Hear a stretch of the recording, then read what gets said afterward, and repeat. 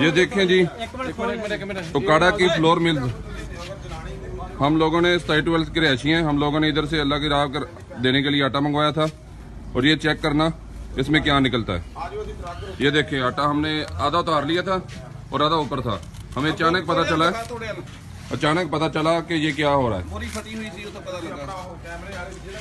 होर खोल, ये देखना जरा अब आप।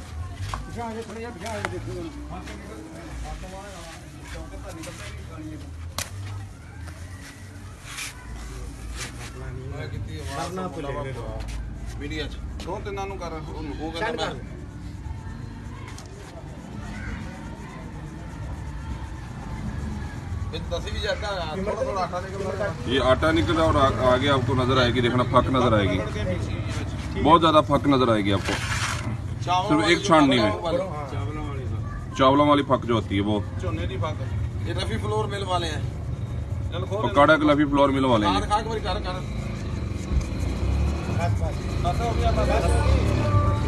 ये देखें,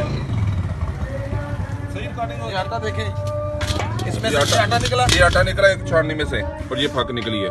आधा आटा आधी फक।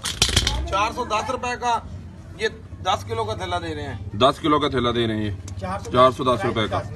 ये देखना पूरा हम छानेंगे आपके सामने।